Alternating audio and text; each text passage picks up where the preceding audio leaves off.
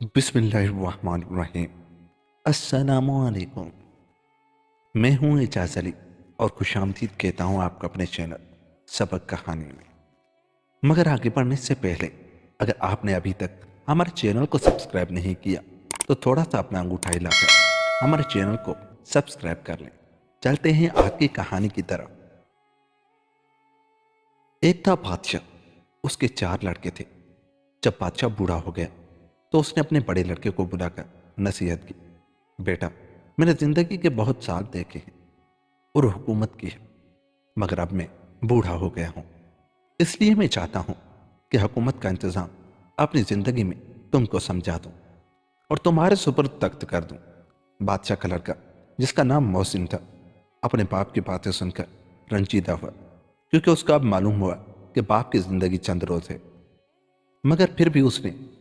اپنے غم کو چھپاتے ہوئے باپ کو جواب دیا، حضور کا حکم سر آنکھوں پر، مگر میرا دل یہ کیسے گوارا کر لے گا کہ آپ کے سامنے تخت پر قدم رکھوں؟ دوسرے ابھی میں حکومت کے کاموں سے واقف بھی نہیں ہوں۔ بادشاہ، بیٹا کام خود راستہ دکھاتا ہے، تمہاری مشکل کا مجھے احساس ہے، مگر ہر مشکل آسان ہو سکتی ہے اگر محنت کرو، اور ابھی تو میں موجود ہوں، تم بادشاہ ہو کر میرا تجربے سے فائدہ حاصل کرنا۔ محسن باپ کی یہ گفتگو سن کر خاموش ہو گیا۔ بادشاہ نے ساری مملکت میں تخت چھوڑنے کا اعلان کر دیا اور محسن کو تمام رعایا کے سامنے تخت سپرد کر دیا۔ محسن تخت پر بیٹھا تو اس کی کوشش یہ ہوئی کہ ہر صورت میں رعایا کا بھلا ہونا چاہیے۔ اس نے ساری حکومت میں اعلان کر دیا کہ جو شخص چوری کرے گا اس کو شہر سے نکال دیا جائے گا، اور مختلف قصوروں کے لیے مختلف سزائیں مقرر کی۔ جگہ جگہ کنویں کھدوائے، سرائیں بنوائیں، مدرسے کھلوائے، اور ہر جگہ لوگ اس کے لیے دعائیں کرنے لگے۔ رعایا کے دل میں اس کی جگہ ہوتی چلی گئی۔ اب دوسری طرف کی سنو، محسن کے تخت نشین ہوتے ہی اس کے بھائی اس سے جلنے لگے اور کوشش کرنے لگے کہ کسی طرح اس کو تخت سے اتار کر خود قبضہ کر لیں۔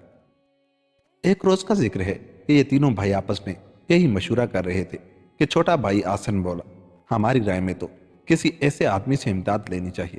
جس کی امداد ہر صورت میں کامیاب ہو۔ دوسرا بھائی احسان، اس کا کیا مطلب ہوا؟ تیسرا بھائی محاسن، مطلب یہ ہوا کہ ایسی امداد ملے کہ ہر صورت میں ہم میں سے ایک تخت کا وارث ہو جائے، مگر یہ ممکن جب ہی ہو سکتا ہے جب کہ محسن اس دنیا میں نہ رہے۔ محسن کے ہوتے ہوئے ہمارا کامیاب ہونا اس حد مشکل ہے۔ آسن، تمام رعایا محسن کے ساتھ ہے، اس لیے اس کا ختم کرنا مشکل ہے۔ کوئی صورت ایسی ہونی چاہیے کہ علاوہ ہمارے کوئی دوسرا یہ کام کر دے۔ احسان، مگر اپنا راز کسی دوسرے کو بتانا بھی تو خطرناک ہے۔ محسن، درست ہے، مگر خود یہ کام کرنا اس سے بھی زیادہ خطرناک ہے۔ آسن، تو پھر ایسا کرنا چاہیے کہ ہم سب مل کر کسی نہ کسی طرح اس شہر کے سب سے بڑے جادوگر ساحر سے جا کر ملیں اور اس سے سارا معاملہ طے کر۔ احسان بھائی، آپ کو یاد ہوگا کہ ایک دفعہ ساحر جادوگر سے محسن بھائی ناراض ہو گئے تھے اور اس کا وظیفہ جو ابا حضور کے زمانے سے اس کو ملتا تھا بند کر دیا تھا۔ تو ممکن ہے کہ وہ اس لیے جادو کی مدد سے ہمارا کام کرے، کیونکہ ہم اسے وظیفے کا لالچ دیں گے۔ آپس میں یہ مشورہ کر کے تینوں بھائی ساحر جادوگر کے پاس پہنچے۔ جادوگر ساحر اپنے چیلوں کے ساتھ شہر کے باہر ایک چھوٹے سے گھر میں رہتا تھا۔ بادشاہ کے لڑکوں کو دیکھ کر وہ ادب سے کھڑا ہو گیا اور سلام کر کے ان شہزادوں کو اچھی جگہ بٹھایا۔ خوب خاطر کی، کھانے پینے کے بعد شہزادہ محسن نے کہا، ساحر جادوگر، ہم تمہارے پاس اس کام کے لیے آئے ہیں کہ ہم اپنے بھائی محسن کا تخت حاصل کرنا چاہتے ہیں، اور یہ جب ہو سکتا ہے جب کہ محسن اس دنیا میں نہ ہو، مگر اس کا مارنا آسان نہیں ہے۔ اس لیے ہم یہ چاہتے ہیں کہ تم کوئی ایسا طریقہ بتاؤ کہ سانپ بھی مر جائے اور لاٹھی بھی نہ ٹوٹے اور ہم کو تخت مل جائے۔ اگر یہ سب ہو گیا تو ہم تم کو بے شمار دولت دیں گے۔ ساحر جادوگر، جناب عالی کا کام بہت مشکل ہے۔ شاہ محسن اپنی رعایا کا پیارا بادشاہ ہے، اس لیے اس کا مارنا آسان کام نہیں، مگر میں جادو کے زور سے اس کو ختم کرنے کا ایک عمل بتاتا ہوں، اگر تم کر سکو تو کامیاب ہوگے۔ تینوں شہزادے خوشی سے اچھل پڑے اور اس سے عمل پوچھنے لگے۔ ساحر جادوگر نے کہا، میں تم کو ایک گیند اور 3 پڑیا پڑھ کر دیتا ہوں، تم اس گیند کو زمین پر لٹکا دینا اور اس کے پیچھے پیچھے چلے جانا، جہاں یہ گیند رک جائے تم وہاں زمین کھودنا، تم کو ایک دروازہ دکھائی دے گا، تم کہنا جادو کے دروازے ساحر کے حکم سے کھل جائے، دروازہ کھل جائے گا، تم اندر چلے جانا، یہاں تم خود کو ایک عالیشان محل میں پاؤ گے، جہاں ہر طرف خوبصورت چشمے بہتے ہوئے ہوں گے اور سبزہ ہی سبزہ ہوگا۔ مگر آدمی کوئی نہ دکھائی دے گا، مگر تم گھبرانا مت بلکہ مشرقی دالان کی طرف بڑھنا،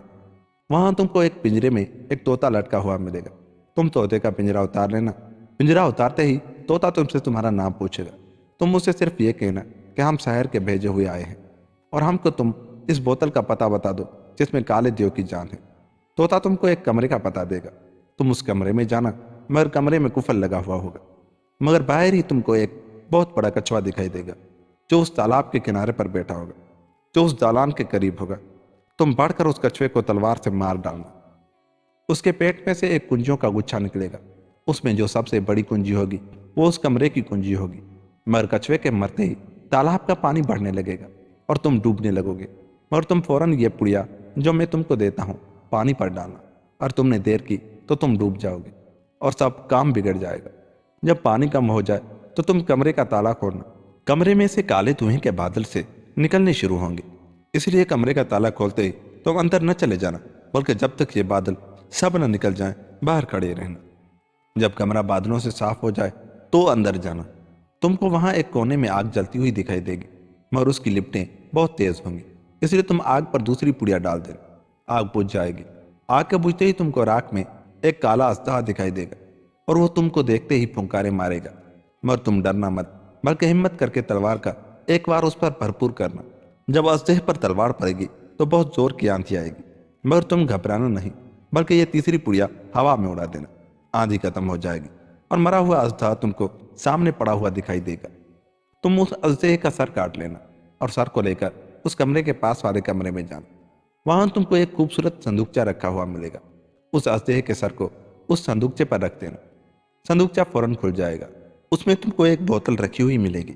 اس بوتل کو لے کر صندوقچہ بند کر دینا اور اژدہے کا سر اس پر رکھ دینا اور کمرے سے باہر آ کر پہلا والا کمرہ بند کر دینا اور کنجیاں تالاب میں ڈال دینا۔ جب کنجیاں تالاب میں گریں گی تو کالی گھٹا بہت زور کی آئے گی اور بادل گرجنے لگے گا، مگر تم گھبرانا نہیں بلکہ فوراً اس دروازے کی طرف لوٹ پڑنا جہاں سے تم داخل ہوئے تھے، مگر دیکھنا پیچھے مڑ کر مت دیکھنا ورنہ تم سب پتھر کے ہو جاؤ گے اور سب کام بگڑ جائے گا۔ جب تم دروازے سے باہر آ جاؤ گے تو اسی گیند کو پھر لڑکا دینا اور اس کے پیچھے پیچھے چل پڑنا، جب تم شہر کی فصیل پر آ جاؤ تو اس گیند کو اٹھا لینا اور گیند اور بوتل مجھ کو لا کر دینا، اگر ایسا ہو گیا تو سب کام ہو جائے گا، مگر اس کا خیال رہے کہ بوتل کی ڈاٹ نہ کھل جائے۔ تینوں شہزادوں نے بڑے غور سے شاعر جادوگر کی باتیں سنی اور تینوں پڑیاں اور گیند لے کر بغیر کسی سے کہے سنے گھر سے نکل کھڑے ہوئے۔ چلا چل 2 دن 2 رات کے بعد ایک جگہ گیند رک گئی، محسن شہزادہ فوراً گھوڑے سے اترا، اس کے ساتھ احسان اور آسن بھی اتر گئے، تینوں نے زمین کھودنی شروع کی، آخر 8 گھنٹے محنت کرنے کے بعد ان کو ایک دروازہ دکھائی دیا اور محسن نے فوراً ہی کہا، جادو کے دروازے شاعر کے حکم سے کھل جائے۔ دروازہ فوراً کھل گیا، شام ہو گئی تھی، یہ دروازے میں داخل ہو گئے، سامنے ہی ان کو ایک عظیم الشان محل دکھائی دیا جس میں خوبصورت چشمے بہہ رہے تھے اور سبزہ ہی سبزہ تھا۔ محسن نے احسان اور آسن سے کہا کہ اب شام ہو گئی ہے، سامنے کے دالان میں ہم لوگ رات کو سو جائیں، 2 دن کے تھکے ہوئے ہیں، باقی کام کل کریں گے، اور تینوں شہزادے خوب مزے سے سو گئے۔ اگلے دن صبح یہ لوگ اٹھے مگر کوئی آدمی نہ دکھائی دیا، وہ مشرقی دالان کی طرف چلے جہاں طوطے کا پنجرا لٹکا ہوا تھا، پنجرا اتارنا تھا کہ طوطے نے نام پوچھا تو محسن نے کہا کہ ہم ساحر جادوگر کے بھیجے ہوئے آئے ہیں، تم ہم کو اس بوتل کا پتہ دو جس میں کالے دیو کی جان ہے۔ طوطے نے ایک کمرے کی طرف اشارہ کیا، یہ سب اس طرف بڑھے، مگر کفل کو دیکھ کر وہ تالاب پر گئے جہاں کنارے پر ان کو ایک بڑا سا کچھوا دکھائی دیا جس کو انہوں نے فوراً تلوار سے مار ڈالا اور اس کے پیٹ میں سے کنجیوں کا گچھا نکال کر دالان کی طرف بڑھنا چاہتے تھے کہ تالاب کا پانی بڑھنے لگا۔ ایک پڑیا فوراً محسن نے پانی میں ڈالی اور پانی کم ہونے لگا اور انہوں نے کمرے کا کفل کھولا، کفل کھولتے ہی دھوئیں کے بادل کمرے سے نکلنے شروع ہوئے۔ جب دھواں ختم ہو گیا تو محسن اندر گیا اور کونے میں جو آگ جل رہی تھی اس پر دوسری پڑیا ڈالی، آگ بجھ گئی اور آگ میں ایک کالا اژدہا دکھائی دی جس پر محسن نے تلوار کا بھرپور وار کیا اور فوراً ہی زبردست آندھی آئی۔ محسن نے تیسری پڑیا ہوا میں ڈالی تو آندھی ختم ہو گئی، جس کے فوراً بعد محسن نے اژدہے کا سر کاٹا اور پاس والے کمرے میں جا کر صندوقچے پر اس کو رکھ دیا۔ صندوقچہ فوراً کھل گیا اور اس میں سے بوتل انہوں نے نکال لی اور صندوقچے پر اژدہے کے سر کو رکھ کر کمرے سے باہر آ گئے اور دوسرا کمرہ بند کر کے قفل لگا دیا اور گنجیاں تالاب میں پھینک کر جلدی جلدی اس دروازے پر آ گئے جس سے وہ داخل ہوئے تھے۔ مگر جب گنجیاں تالاب میں گریں تو عجیب قسم کی ڈراؤنی آوازیں آنا شروع ہوئیں، مگر انہوں نے ایک دفعہ بھی مڑ کر نہ دیکھا۔ دروازے سے باہر آ کر انہوں نے گیند کو زمین پر لٹکا دیا اور تینوں بھائی گھوڑوں پر سوار ہو کر روانہ ہو گئے۔ گیند شہر کی فضیل پر آ کر رک گئی۔ محسن نے گیند اٹھائی، بوتل پاس تھی ہی، سیدھے ساحر جادوگر کے پاس پہنچے اور دونوں چیزیں اس کے حوالے کر دی۔ اب ادھر کی سنی۔ جب یہ شہزادے بوتل کی تلاش میں چل دیے تو ایک ضعیف سادھو محسن شاہ کے دربار میں پہنچا اور اس کو سارے حالات اور اس کے قتل کی سازش کے متعلق بتایا۔ محسن شاہ گھبرائے، مگر قدرت نیک لوگوں کی ہمیشہ مدد کرتی ہے۔ سادھو نے بادشاہ کی پریشانی دیکھی تو اس سے رہا نہ گیا اور اس نے اپنی جھولی میں سے ایک پھول جھڑی نکال کر محسن شاہ کو دی کہ اس کو جلا کر ہمیشہ اپنے پاس رکھے۔ جب تک یہ جلتی رہے گی اس پر کسی جادو کا اثر نہ ہوگا۔ ادھر ساحر جادوگر نے کالے دیو کو، جو اس بوتل میں بند تھا جو شہزادہ محسن لایا تھا، محسن شاہ کے قتل کرنے کا حکم دیا۔ کالا دیو فوراً محسن شاہ کے محل میں ان کو قتل کرنے پہنچا، مگر وہاں کرامات کی پھول جھڑی کو جلتے ہوئے دیکھ کر فوراً ساحر جادوگر کے پاس آیا اور کہا، کالا دیو جناب، آپ کے حکم سے میں محسن شاہ کے قتل کے لیے گیا، مگر محسن شاہ کے پاس کرامات کی پھول جھڑی ہے جس کی وجہ سے وہاں میری کچھ نہیں چل سکتی۔ ساحر جادوگر کو اس حد غصہ آیا اور وہ غصے میں وہ تینوں شہزادوں کے ساتھ کالے دیو والی بوتل لے کر محل کی طرف گھوڑے پر چلا، مگر چند ہی قدم چلا تھا کہ ساحر جادوگر کا گھوڑا ٹھوکر لگ کر گرا اور اس کے ساتھ ہی ساحر جادوگر بھی، اور بوتل بھی گرتے ہی ٹوٹی اور اس میں سے ایک قسم کا دھواں نکلنا شروع ہوا اور ایک آواز کہہ کی سنائی دی۔ یہ کالا دیو تھا جو بوتل سے نکل کر 300 برس بعد آزاد ہوا تھا، اور اس طرح بنا بنایا کھیل بگڑ گئے اور شہزادوں کی ساری محنت بیکار ہو گئی۔ ساحر کے گھوڑے کو بادشاہ کی فوج نے گرا لیا تھا جس کو محسن شاہ نے بھیجا تھا، اور انہوں نے اسے قید کر لیا اور بھائیوں کو بھی ساتھ لیا۔ محسن شاہ کی جان بچ گئی، مگر باوجود اس کے محسن شاہ نے اپنے بھائیوں کو معاف کر دیا اور سب مل جل کر رہنے لگے، مگر محسن شاہ نے ساحر جادوگر کو قتل کرا دیا تاکہ آئندہ لڑائی جھگڑے کا امکان نہ رہے۔ سچ ہے کہ جس کو خدا رکھے اسے کون چکھے، اچھوں کی ہر پلا دور ہوتی ہے۔ اب دعا کرو خدا نے جس طرح محسن شاہ کو مصیبت سے بچایا، ہم سب کو بچائے اور اچھا بننے کی توفیق عطا کرے۔